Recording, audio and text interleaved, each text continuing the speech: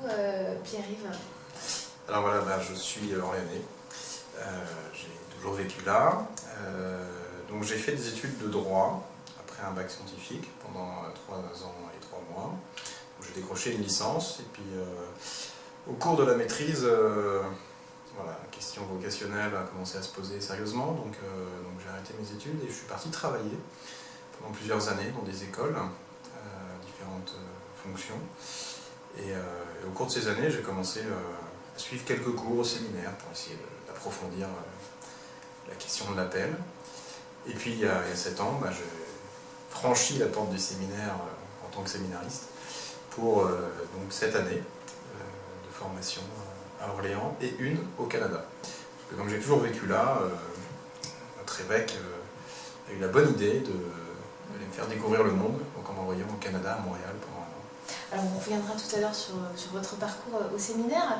Alors déjà, est-ce que vous avez été baigné dans la religion catholique? Vous avez grandi dans une famille chrétienne? Oui, je viens d'une famille chrétienne. Je vais à la messe depuis que je suis tout petit. J'ai été servant de messe à 5 ans. J'ai fait du caté, voilà, un parcours normal d'une famille chrétienne. Quel a été le déclic dans votre vie qui vous a amené à vous poser la question d'une vie consacrée à Dieu? D'autres prêtres, simplement. D'autres prêtres que j'ai vus, avec qui j'ai partagé et qui m'ont montré que donner sa vie à Dieu, c'était pas une mauvaise idée. Et voilà, et comme moi je ressentais de la part de Dieu un appel à consacrer ma vie, je me suis dit que ça pouvait être une possibilité, et puis les années passant, ça s'est confirmé.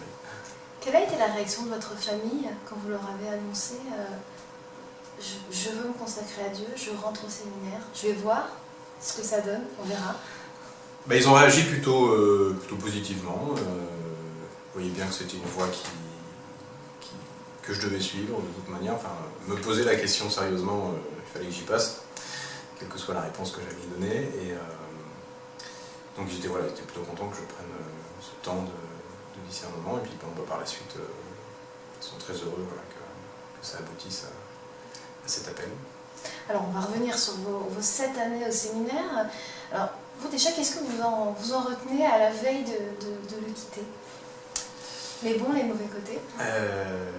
Ce que j'en retiens, on va plutôt retenir les bons, la fraternité, c'est-à-dire qu'on forme une communauté, on est quand même dans les années entre 40 et 50 personnes à vivre dans cette maison. Moi je dois avouer que c'était quelque chose qui, avant le séminaire, me posait question.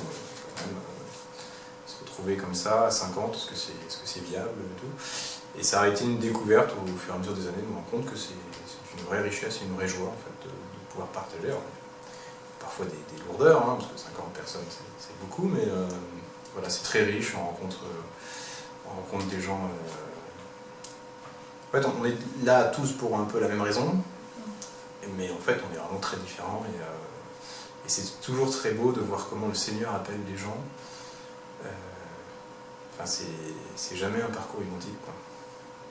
Alors vous êtes parti 1 an à Montréal. Pourquoi ce départ, avoir quitté Orléans? On vous l'a imposé ou c'est vous-même qui avez voulu partir? On ne l'a pas imposé, on l'a demandé. Moi j'avais l'idée de partir un jour, parce que c'est vrai que j'ai toujours vécu là. Et donc c'est ça qui est bien avec l'église, c'est que l'église anticipe. donc on m'a demandé, on m'a dit voilà, c'est vrai que dans ma formation ça pouvait être une bonne chose de découvrir une autre réalité, une autre société, une autre église.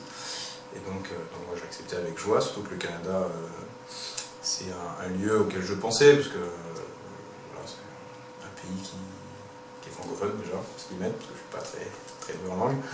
Mais donc voilà, donc j'y suis allé vraiment avec joie, et ça a été vraiment une occasion de découvrir une autre église, mais qui est la même église. C'est ça qui est vraiment intéressant, c'est de se dire voilà, on est dans une autre église, et en même temps c'est aussi l'église catholique.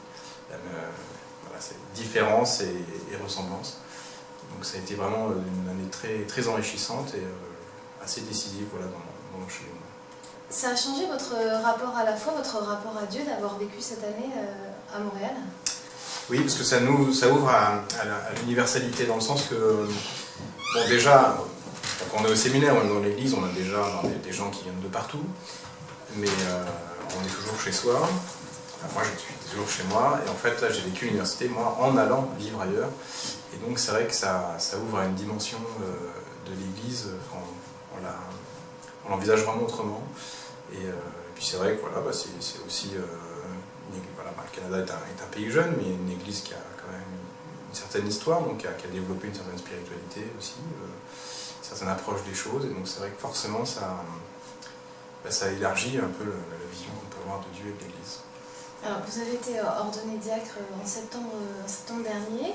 Donc, vous avez continué à être à l'Argonne, c'est là où vous êtes en paroisse. Quel a été l'accueil dont vous avez bénéficié? Bon, un très bon accueil. Enfin, voilà, la communauté, enfin les communautés, parce que je ne suis pas qu'à l'Argonne, mais aussi à Saint-Marc et à Saint-Jean-de-Bray. Voilà, les communautés sont très accueillantes, très bienveillantes, avec un jeune diacre qui commence on va dire, à faire ses armes dans le ministère. Donc, vraiment un très bon accueil. Et puis c'est vrai